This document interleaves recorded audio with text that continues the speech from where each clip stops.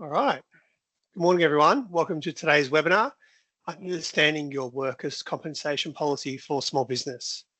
My name is David Huxley from icare's mobile engagement team, coming to you from the far north coast of New South Wales, where I'm based.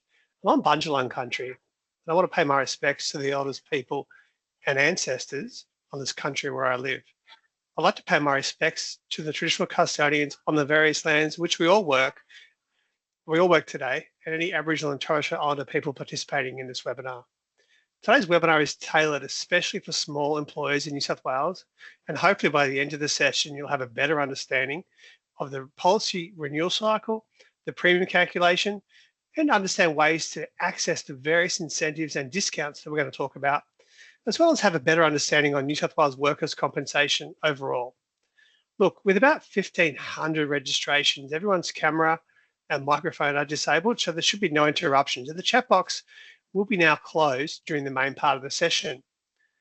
With regards to questions, it's nearly impossible to get to everyone's question in this forum, but luckily, many of you have raised questions in advance during the registration process. So we'll be answering as many of these as we can through the session.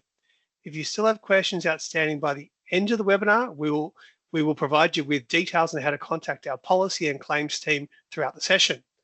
The final bit of housekeeping I want to add is that the session is being recorded and will be made available on our webpage in due course, probably in about 2 to 3 weeks' time. And for any brokers attending, we will provide you with the code to claim your CPD points at the end of the session on the very final slide. Now, I'd just like to introduce my co-presenter, coming to you from the Shire down in southern parts of Sydney on Dharawal country, Adam O'Leary. How are you, Adam? Well, good morning, Dave, and good morning, everyone. I'm very well, thank you. How are things in the Shire this morning? Yeah, really good, really good. The sun's shining, the birds are singing, so you can't really ask for much more. But what I will say, Hux, is welcome back from your European vacation. It's really nice to have you back in the driver's seat of these webinars. Sounds like you missed me, Adam. Well, I'm back and I'm doing the best I can. I'm a little bit rusty, but it's a little bit humid up here today, so I'm holding it together. Well, let's just quickly call out that today's session is tailored especially for New South Wales small employers. And in a few moments, we're going to define exactly what a small employer is in the New South Wales scheme. But Adam, first of all, why don't you explain who needs a workers' compensation policy and what that policy provides? And I'll just change the slide for you. Thanks, Hux. So I think that most people on this webinar would understand that if you employ workers, you will require a workers' compensation policy. It is compulsory within New South Wales, and I suppose that what it means to business is it gives you some assurance that, or the employer, the peace of mind that should you experience any work-related injury or illness, and that could be physical or psychological, that your workers will be covered. On the screen, you can see that there's a number of benefits that would be reimbursed or paid as part of the workers' compensation policy, and that starts with any lost wages due to the injury. It will be paid because the worker obviously does have that entitlement. Any medical or hospital expenses that were related to the injury, any rehabilitation services to support an injured worker back to the workforce, should there be a more serious type of injury where that type of service is required. And as you can see, even such things as should you have some ripped clothing or broken spectacles as part of an incident or accident, that would also be covered. And then finally, the thing that we avoid or we want to avoid would be those more serious and severe type injuries resulting in a fatality and or permanent impairment. So they're the ones that we do want to avoid under all costs. And then finally is that there is a minimum premium payable of $225 for those employers who may be uncertain in regard to whether or not they will have employees or not throughout the year. Yeah, well, just that actually, there is actually one group of employers, Adam, that don't need a policy. If they just hire staff, for a very, very short period, over the year. And look, those workers are still covered by policy should they experience a workplace injury, automatically. So they're known as exempt employees, and that's the box you can see on the screen on the right-hand side. And as an exempt employer, you don't need a policy. If you pay $7,500 or less, you don't employ any apprentices or trainees, and not part of a group. You're not a group member for premium purposes. So if you are an exempt employer and you do have an injury, as I said a moment ago, the worker is still covered, and you have an obligation still to report that. So you just contact the team on 134422. Now, that number, we're going to mention that a lot throughout the session. That is the key number for any of these type of inquiries and the like along the way. So yeah, that's exempt employers. So what we might do now is we'll move on to the next bit of information here. Yeah. Hutch, you mentioned that today's session is about small business customers.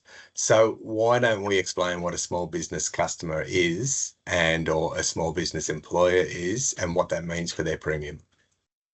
Yeah, all right. So look, in New South Wales, first I want to add that small business customers represent about 93% of the entire New South Wales workers' compensation scheme. So really the vast majority, 93%, it's a big number. So to define what a small employer is, these are employers whose average performance premium is $30,000 or below and are not part of a group of policies exceeding $30,000 in group premium. So we'll explain that in a moment, how we get to that $30,000 figure. But to get that figure, we just multiply the wages by the industry rate, and like I said, we've got a real example on the screen, so everyone knows what we're talking about. Look, one thing to highlight now, Adam, and that's quite is a bit of a myth and maybe unknown for some employers, is that a small employer's policy isn't subject to adjustment as a result of a workplace injury and workers' compensation claim. So just to reinforce that point, if you are a small employer, there are no additional premium impacts to reporting a workplace injury.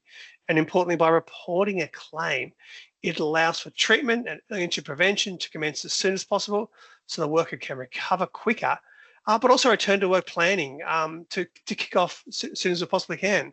Look, later in the webinar, we're going to show you the impact of a result of delaying the reporting of a claim and what this means for every business in terms of potential productivity. I will note, however, that an excess may be applicable and charged under some circumstances. And this occurs when an employer reports a claim outside of 5 days of the employer becoming aware of the new workplace injury. Now, we're not talking about 5 days from the date of injury. We're talking about 5 days from when the worker advises their manager, team leader, or maybe the business owner that there has been an injury in the workplace. And the excess amount is equal to one week's wage for that worker. So just say that worker was getting paid $1,000 a week. That's what the excess would be if it's reported outside of those 5 days. Now I'll just move on to the last dot point on the screen there, which brings us to the first discount that's available for small employers who may have a great claims record. This is the Safe Employer Award, and it's equal to 7.5%. And it's kind of like a bit of a no-claim bonus. So for those that do have injuries, whilst you're not charged for having a claim, you can receive a discount for having a good claims record, providing that you meet the criteria. And the criteria includes having a policy for at least 3 years. So a brand new policy taken out today wouldn't be entitled to that discount. Had no catastrophic or death claims, as you referred to a few moments ago there, Adam, but also have no claims where a weekly benefit, so that's a weekly payment, a wage paid to a worker in the past 3 years. So if you meet those criteria, you've been around for 3 years, you may be entitled to that 7.5% Safe Employer Award. So I do often get asked, well, how do we get this discount? Where does the discount come? Actually, it's simply processed as part of the renewal notice. So yeah, just check your renewal notice, and it's only a fairly new incentive that's been around for the past year or so. So Hutch, you've mentioned an industry or WIC rate a couple of times now. Can we explain what this is or how it works? Yeah, thanks, Adam. And it's probably one of the most common questions that we do get when we travel around, how the workers' compensation industry rates, or WICs, as they're known, are set, and how they're applied. How do we apply that to individual policies? So I'll start by saying all the WIC rates, all the rates are assessed every year when we submit our premium filing to the State Insurance Regulatory Authority, also known as CIRA, for their approval. The actuaries assess the rate for each industry using the previous 5 years of claims costs, wages, and premiums to determine if the rate needs to increase, decrease, or perhaps remain the same. Basically, they assess the premium rate as a percentage of the wages to make sure it is sufficient to cover the costs of the scheme that have been incurred by that industry in that industry sector, but also for the administration of the scheme itself. We often get asked another question, Anna, which is why doesn't a different rate apply for each individual in a business, as the job tasks and therefore the risks can vary, in a workplace from person to person. So, for example, a small mechanics workshop who would have mechanics on the tools, repairing cars, that type of thing, may also have some administration staff who don't pick up much more than a pen or maybe the phone. We don't apply a different rate to the administration staff and compared to the mechanics, as the business is assessed based on the industry it is involved in. We apply a rate to a business. When we apply a rate to a business, we look at the purpose of that business and consider why does it exist? What does it exist to do? It is an industry-based rating system, and we take this approach for probably a number of reasons. First of all, with over, I think it's 3.6 million workers in the scheme in New South Wales, it would probably be an administration nightmare to split everyone's wages up by individual pay. But if we did, maybe the individual rate for those involved in more riskier activities, well, maybe those rates would increase, and maybe those involved in administration tasks would decrease. But as an average across an industry, it may all work out exactly the same under the industry-based scheme. Therefore, to sum things up, the classification applied to a business is the one that most accurately describes the entire business of the employer. And we use this principle for every business in New South Wales. And look, just on the screen, you've got a few pictures there, a few photos. This is a plastic bottle. We'll pretend it's a plastic bottle manufacturing business here. We've got people there doing different jobs. We've got blue collar workers in the office. We've got some people on the factory floor operating machinery. We've got warehouse staff and cleaners. So when we look to apply a rate to this business, we would apply the industry rate for a plastic bottle manufacturing business, because that's why they exist. Yeah, so Hux, to be clear on that then, the rate for each employer in the same industry is the same regardless of location. So if I was a plumber based in northern New South Wales, and I would be charged the same rate as a plumber in, say, Wagga or Bondi or anywhere else in New South Wales? Yeah, 100%. The rate that is charged is the same for every employer in the same rate, regardless of location, but also regardless of size of the employer. And look, one more point I'll just add here on this is that the rate charged to every industry is based on the performance of every single employer in every category. And this will indirectly impact the overall rate charged to all employees in that category based on their performance. So what I'm saying is everyone's own individual performance claims and ratio of wages and premiums goes into the overall rate for your industry group. And when we talk about performance, we are talking about that claims ratio to wages. So, basically, if enough employees in a single category perform better over time, this can impact the overall rate charged. Look, Adam, I'm going to ask you a question now. You've been asking me a few questions here, and I'll change the slide while I'm at it. Why don't you introduce our mate Rick, who's on the screen here? And Rick owns a restaurant, funny enough, and explain how we calculate Rick's premium. Yeah, sure. Okay. Well, everyone, this is Rick. Rick, this is everyone.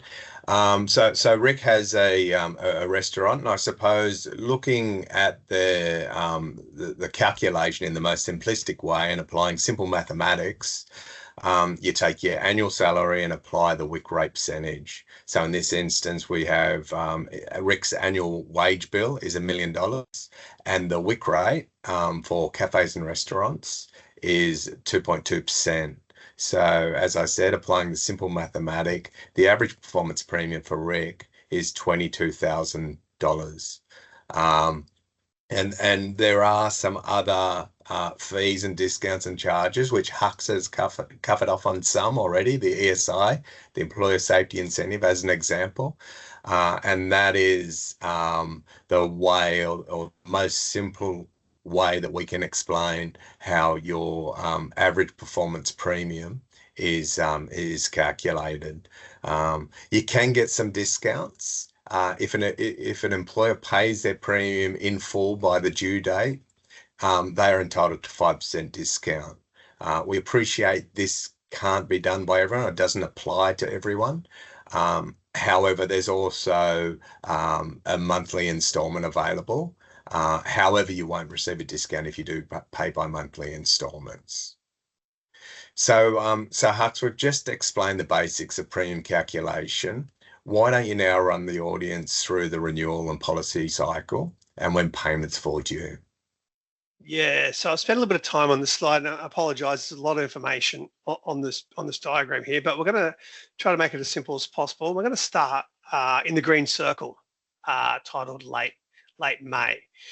Now, this is the point in time. So the example we're going to use, Adam, is a 30 June policy renewal. So we know policies fall due throughout the entire year, but 30 June is probably the most common renewal date for many policies. And for those people that don't have a policy that falls on 30 June, what they can do is actually at the next renewal cycle, when it comes up for renewal, they can advise they'd like to short-term their policy through to 30 June.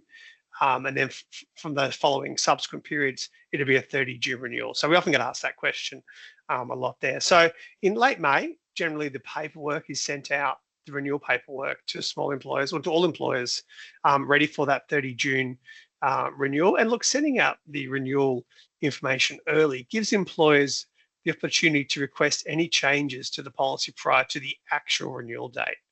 And this could be things like, the industry rate, which we've spoke about, the classification, what the wages that's going to be used in that renewal calculation, or maybe any contact details, or perhaps payment terms that you were referring to a moment ago with regard to instalments and the like. Now, the renewal pack consists of 3 key documents: the renewal premium notice itself, a certificate of currency, and also information on how to submit the actual wages declaration, which needs to be done. And we'll cover that off in a moment, but that needs to be done, within 4 months from the expiry of the policy. So if your wages are too high or too low, you can go onto the policy portal, and all this information is on the renewal notice, and you can adjust them, or feel free to ring the policy team on that number again, which is 134422, and that's also on the screen there as well. Now, for some employers that don't want to make any changes, they don't need to do anything. The policy renewal will stand, and it'll hit 30 June, and the policy gets renewed, and away we go. So the renewal is automatically calculated based on the previous year's historical wages plus a wage price increase. And that wage price increase for 24-25 renewals, 2024-2025 renewals, is currently 4.8%. So it's just an average that's used. Again, if you think that number's not right, or maybe the number on your certificate of currency isn't reflected of the true wages paid to your business, and you need to have that adjusted, please contact the team to get that done. Now, the next key date, if we go around the circle, is 31 July 31st, because this is when the payments are most likely due. And for those with a premium above $1,000, they will receive information about instalments with the very first one due on this actual date. Now, for those who want to pay in full and take advantage of that 5% discount that you were talking about, a few moments ago, Adam, they can do so by paying, early August, about 1 month from the actual renewal date. Now, come August 31, that's when the next installment is due for those monthly installments, and this continues all the way around the cycle through to May next year, each and every month. But I'm just going to make note that you need to pay these monthly installments on time, because if you miss one and maybe default on a monthly payment, then the entire balance of the premium could become due and payable immediately. So make sure you are paying those installments on time. Look, the other really important date here is October 31, and funny enough, Adam, that's actually that's today. And it's not important because it's trick or treat tonight, but it's important because this is the date that the wage declaration is due and needs to be submitted by. So if your policy is a 30 June renewal, today's the day you need to have done your wage declaration by. Now, as many small employers probably know, if their wages come in below what they were estimated and charged at, then they may be due a credit or even a refund. If they come in above what the previous year's policy was renewed on, or the wages estimated, then they're most likely going to have to pay an additional premium for the additional wages paid to their staff. Now, if there is any additional premiums due, employers can pay this in a lump sum or over 3 monthly installments. So they can pay that off over the sort of 3 months there. Look, another point I just want to make quickly before I hand back to you, Adam, is that for those employers who have received a credit, this sometimes can be a point of confusion. If there is an upcoming premium due and payable, then the credit will be offset against that upcoming premium. If nothing is due, then the employer should receive a refund within a few days by EFT. Now, we're only doing refunds by EFT these days, so just need to make sure you provided us with your bank details to receive that, that refund via the bank. Some employers may just receive a credit note, and this is just confirming that a credit's been processed, but not necessarily a refund is coming, as again, it could be used against future premiums. But once again, if in doubt, the numbers are on the screen there, and I'll repeat it. It's 134422. That's the key number to ring to talk to any of the underwriting staff or credit team, payment team, if you have any questions about that. Now, Adam, I was just talking about the wage declaration in a bit of detail there, but why don't you just explain why this is important and what could happen, if an employer doesn't submit these on time? Yeah, sure, Hux. And probably just before I start on that, just again, that's a busy diagram that you just went through. It's got a lot of explanation attached to it. So just to again remind everyone that you're going to get a copy of all the slides as well as any reference material, tools, guides that we are referencing today. So please don't be worried that you may have missed something or you're confused. And the session's also recorded. So if you need to go back and try and think about what Huck said in his confusing presentation, there's also that opportunity. So good call, so Adam. Huck, you're very right. But you're very right in saying, Hux, that it is really important that you do understand why you need to complete the declaration of wages.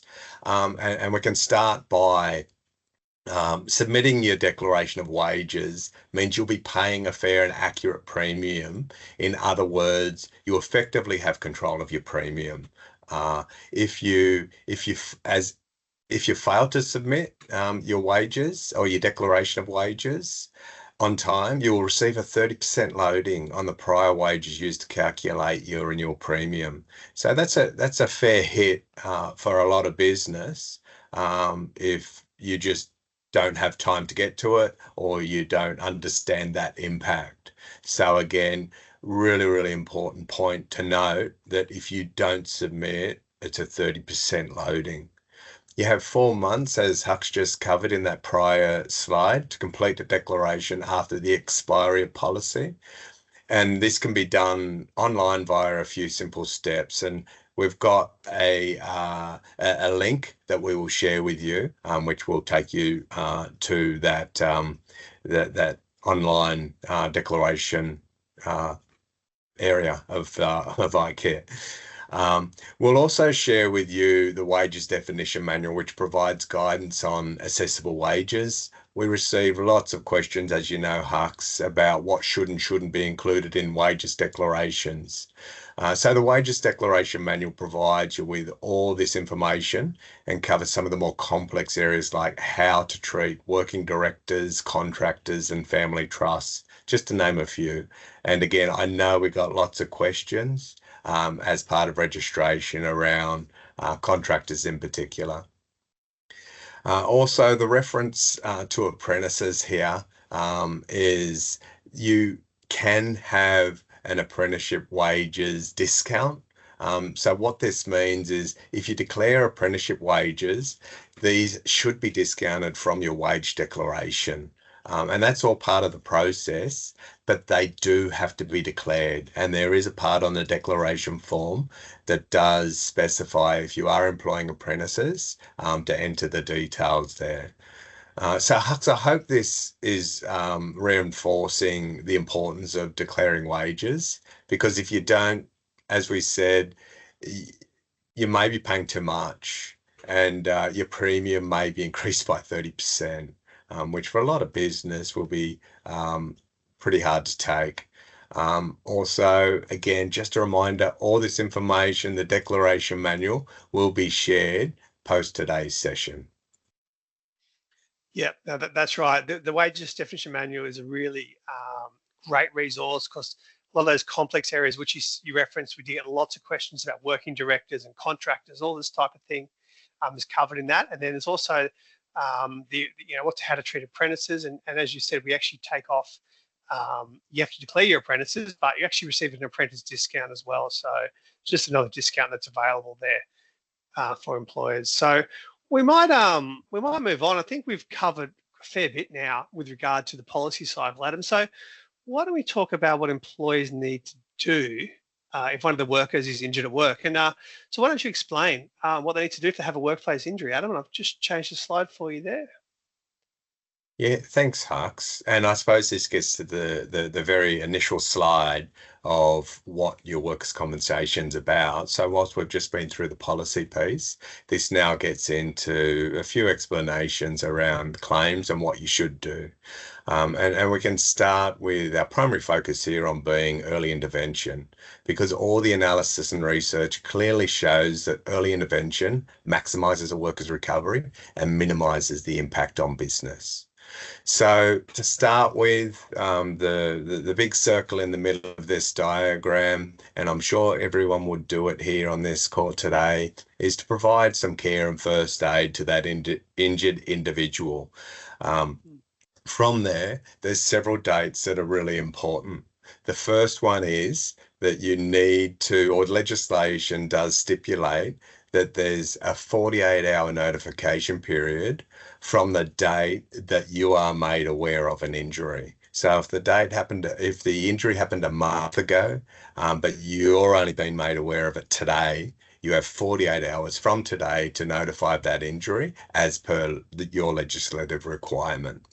Hux did mention earlier about the 5 days. And so the 5 days to register your claim within that 5 calendar day period is an incentive. It means that you will not be charged an excess. And again, that is to support that early intervention message and to ensure that the worker's getting the proper care as soon as we can possibly give it, and that you as an employer are also getting supported through the process of having to manage a workplace injury.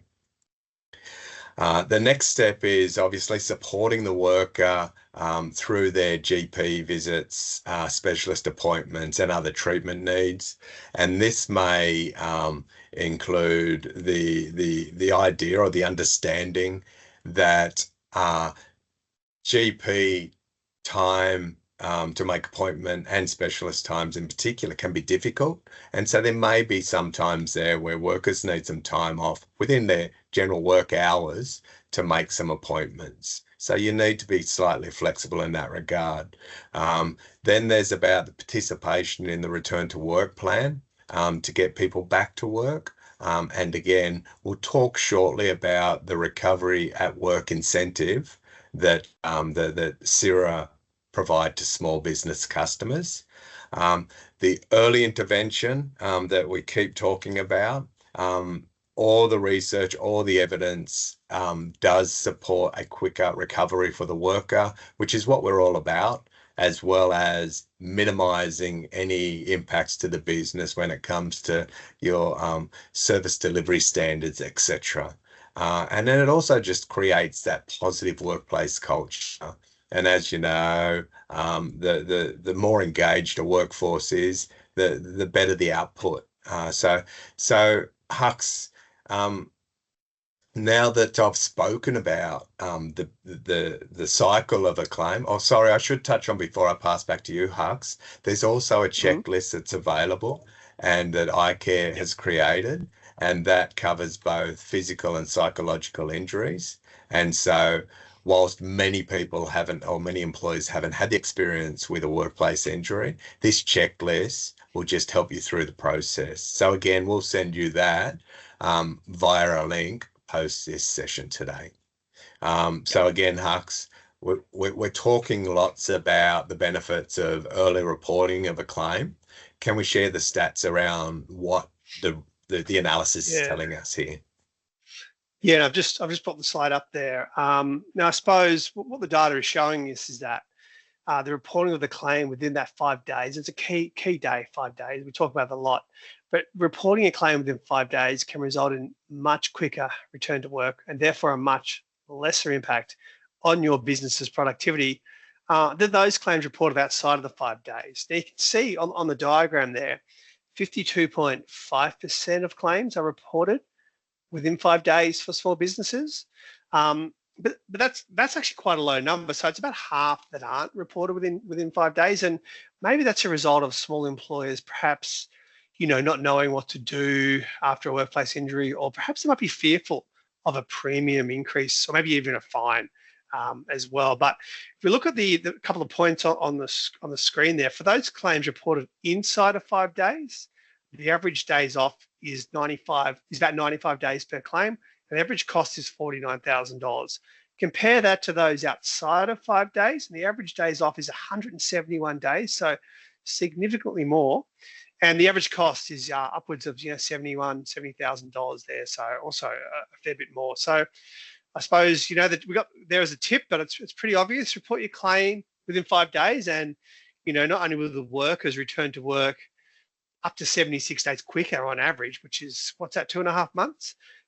Claims are about $22,000 cheaper, but also report within 5 days and you won't be charged in excess. So that's money coming directly out of your pocket, towards the claim, and that's equal to 1 week's salary for that worker there as well. So just report within 5 days.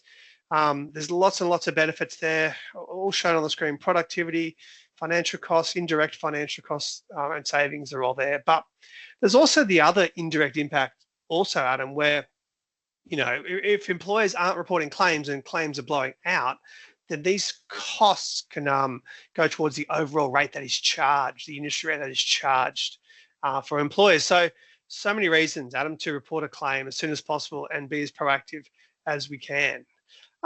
Let's get into some incentives now. What I want to do is, we've spoken about lots of savings. Sorry, Hux, and the benefits. Hux, before you move on to the incentives, can I just add one more thing to this slide? And that is because we talk about the direct and indirect impact to business. So obviously you've just mentioned the direct impact of being lost productivity or those lost days of having someone off. And this is data. This is not made up information. The other part of it is that indirect piece, which is going to have a direct impact on you, on every employer in the small business world. And that is that extra $22,000 that we're spending on 50% of those claims reported late outside of 5 days. That's built into the calculation when that WIC actuarial consideration is being done year on year. And so the better off we are in reporting claims and reducing those costs, the lower your WIC rates will be. Yeah, directly into the industry. That's exactly right. Yeah. So that's right. Yeah. No, good call, Adam. That's a fair call, and that impacts everyone on the call, doesn't it? Every single employer. It does. So, everyone. Yeah. Let's move on to some incentives and rebates. And the first one here is from SafeWork. It's the small business rebate, which can be accessed through different means. And I guess you two maybe talk about the criteria and how employers can obtain this one, Adam.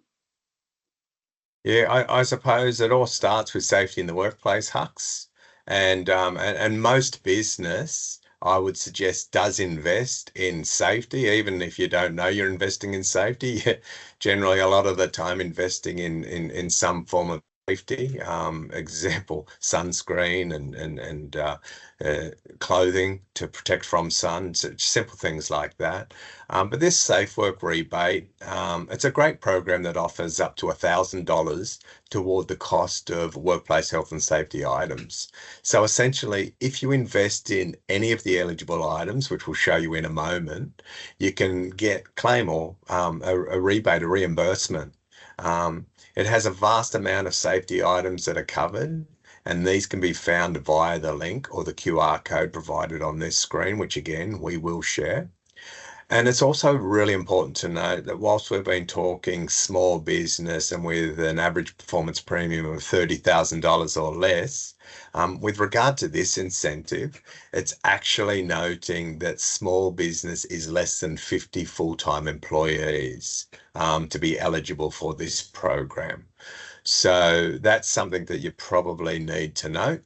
And there are some other terms and conditions and eligibility criteria, but ultimately the program objective is to help small business purchase safety items to improve workplace health and safety for you and your workers.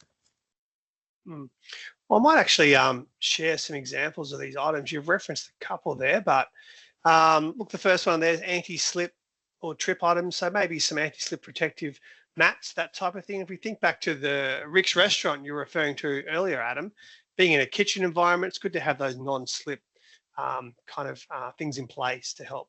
So Rick could probably potentially buy non-slip mats and get reimbursed up to $1,000 because he's got less than 50 staff members. But you can see there's all types of things there: cleaning equipment, falls from heights.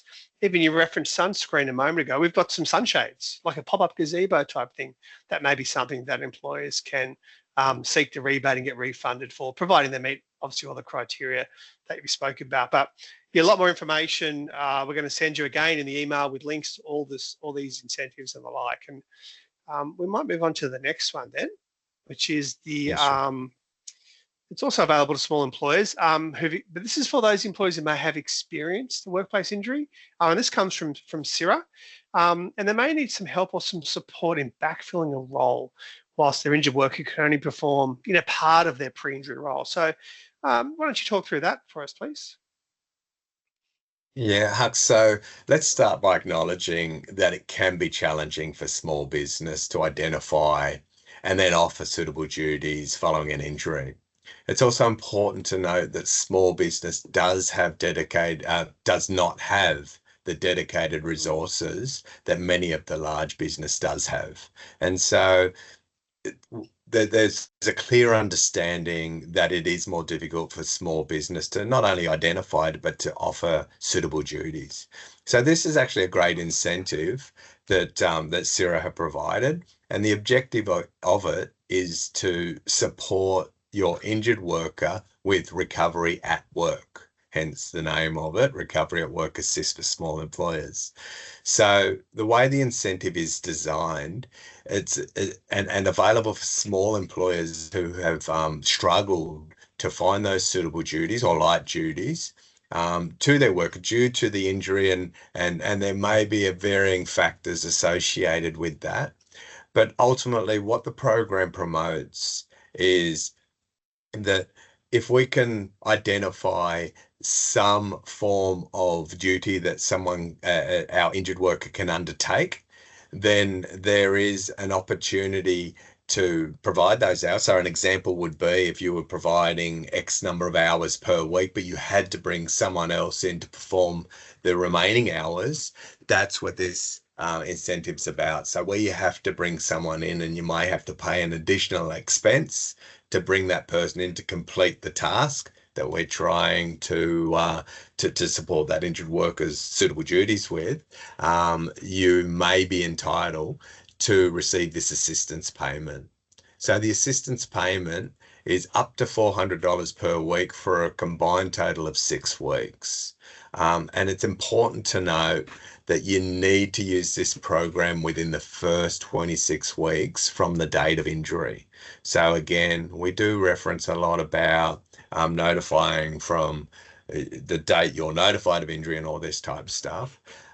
This incentive is available within that first 26 weeks from date of injury. So important that your workforce know that they also have an obligation to report any workplace injury to you. And touching on the last three eligibility points, I should say, it's essentially stating that you are able to utilize your injured worker to perform their duties, then you're going to be covered with these costs. There's eligibility criteria attached to this. We'll provide you with the links and the QR code. And it's also, if you are utilizing this program, we would be proposing that you gain assistance from the claim service provider, so from the people who look after the claims, and a rehabilitation provider. And again, it's at no cost to you. It's there for small business. So look, in addition to the financial and productivity benefits, what are some benefits for not only the worker, but also the workplace? I think all this is fairly self-explanatory, Hux. I won't go through Yeah. every point, but it's quite obvious here that you stay active and maintaining a routine from the worker's perspective, and that they can use that as a conditioning tool. Also, that treatment piece that that we'll regularly reference for that work conditioning, so that that can upgrade over time.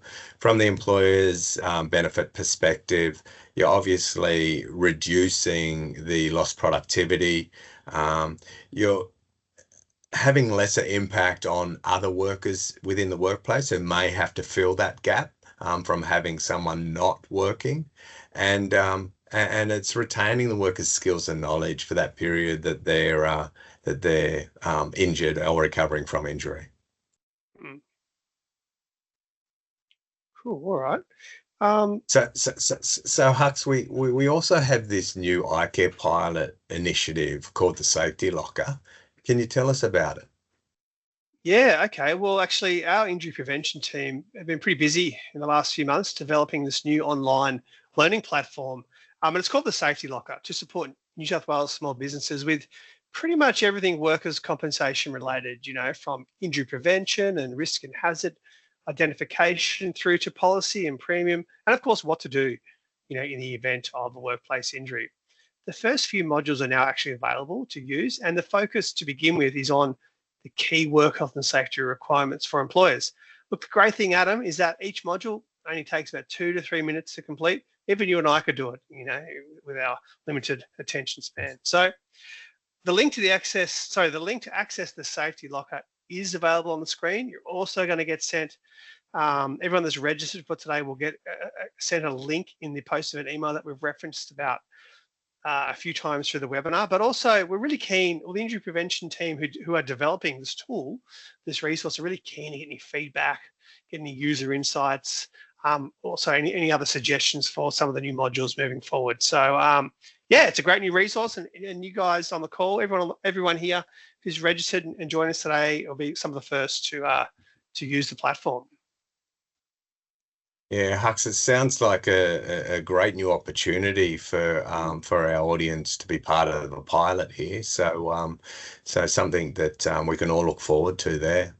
Now, Hux, we've discussed a lot of different benefits and discounts that small employers can access today, Yep. and this can add up to quite a lot of savings. So why don't you summarize the actual potential financial benefit for the examples we've used, including Rick's restaurant, and assuming Rick was able to take advantage of all of these? Yeah, I'll just run through these financial savings, what they could look like for Rick, assuming he's paying that $1 million in wages and his average performance premium is 22,000. So he's below 30, he's entitled, he's a small employer because he's below 30,000. So pay his premium in full if he can do that within a month of the renewal notice, 1 month from the expiry date, 5% discount. So that's $1,100. That's a pretty decent saving. Good way to start the year, I'd say, $1,100. If Rick employs some apprentices, now we did touch on this earlier, apprentice chefs, for example, in his restaurant, and he pays, for example, $100,000. Well, these wages, you still need to declare them. They come off the premium. So actually get the apprentice discount. So based on $100,000 for some apprentices, that's a further $2,200 that Rick could save. If Rick's got a great claims record, no claims in the past 3 years and the like, a further 7.5% discount, so $1,650 there. Look, if he does have a workplace injury and he does report that claim inside of the 5 days, assuming that worker gets paid $1,000, then that's another $1,000 that he will save by not being charged in excess by reporting that claim within 5 days. There is also that safe work small business safety rebate. So if he goes and purchases some of those non-slip mats we've talked about just a little bit earlier on, he can get that rebate, get the money back up to $1,000. And by having these safety items in place, it's going to prevent more injuries down the track. So really, it's a no-brainer why he wouldn't go and do that. If he does have an injury and we can get the workers back to work in some form of return to work, but maybe not their full hours, they can access the SIRA Recover at Work initiative, again, up to $2,400. So lots and lots of savings potentially there, depending on which way you look at and what the circumstances are for Rick if he wants to take advantage. But look, in addition, the last point there in blue is that any claims inside of 5 days will actually save you on average up to 76 days of productivity. And this is across all small employers in New South Wales. So many reasons, so many benefits from reporting a claim within 5 days or really as soon as possible. So Adam, we're nearly at the end, but I might get you to quickly summarise. I've summarised the financial benefits. Why don't you summarise some of the key takeaways from today's webinar? Yeah, absolutely, Hux. I suppose that there's been lots of information shared, and I'll go through it real quick considering we're at time. But there's 5% discount if you pay your premium in full. It's about the apprentices' wages, as you've just explained. We've spoken about the quicker return to work rates based on reporting injuries early. The links that we've spoken about today, we're going to give you a copy of all them. So should you experience injury in the workplace, don't panic. There's a lot of support available to everyone on this call today, or any policyholder in New South Wales. There's also the Small Business Hub. And so the Small Business Hub is a tool. So Hux, even if you wanted to move on to the next slide, there it is. We'll provide you a link to this hub. And ultimately what we did is we create a one-stop shop for small business customers, so you don't have to go searching the web for all the various bits and pieces of information. So if you need your policy claims information, if you want more information on the educational events similar to what we're hosting today, it's all in the hub. And there's all other information around some of the injury prevention resources and the like.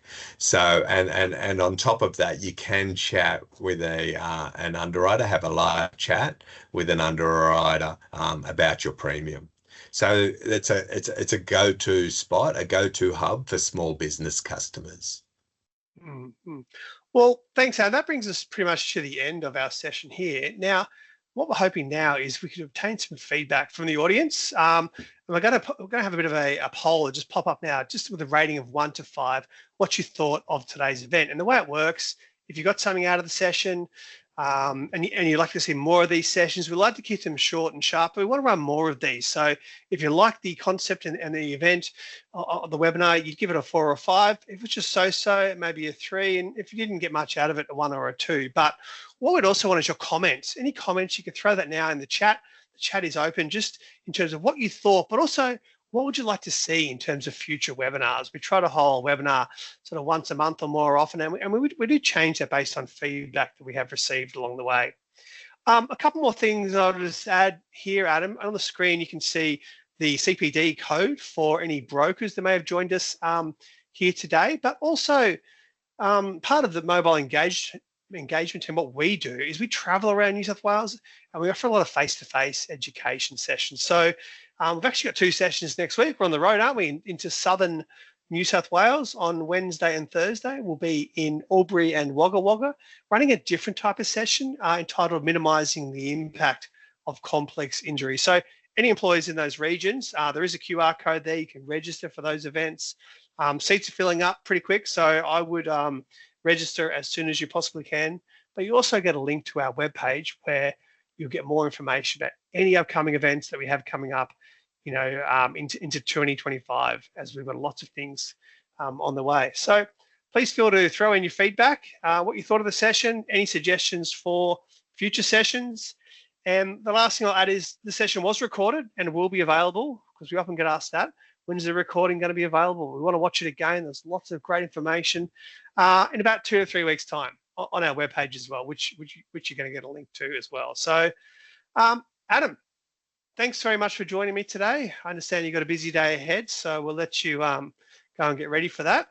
And hopefully the audience took something away from this type of session, which was specifically to support small businesses in New South Wales. So Thanks, everyone. Yeah. I might pop the music back on. What do you reckon as we exit the webinar, Yeah, why and not? people can put in their comments and the like, and Thanks. yeah, go from there. Yeah. Thanks, Thanks, everyone. Hux, and thanks everyone for joining us. Hopefully it was a good hopefully session. We'll see some people. Yeah, we'll see some people in Wagga Wagga or Albury next week. Yeah. Okay then. Thank you. All right. Thanks, everyone. Bye-bye. Bye.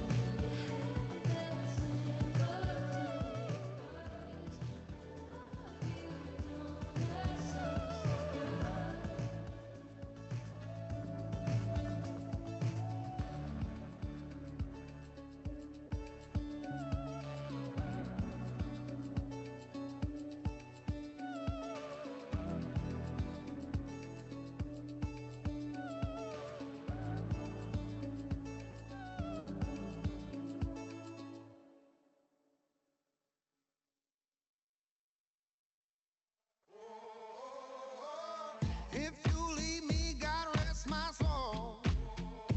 If you stay here, I'm no better off.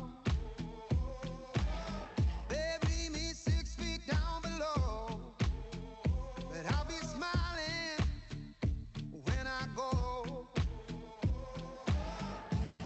Damned if I do, damned if I don't. She look at me and I sold my soul.